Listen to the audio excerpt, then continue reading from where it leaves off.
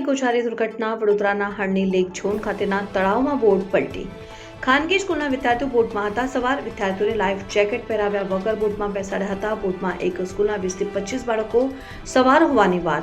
Fire બ્રિગેડની team વિદ્યાર્થીઓને શોધખોળની કરી રહી છે કામગીરી. બોટ પલટી ખાતા લોકોના ટોળે ટોળા તળાવ ઉપર ઉમટ્યા.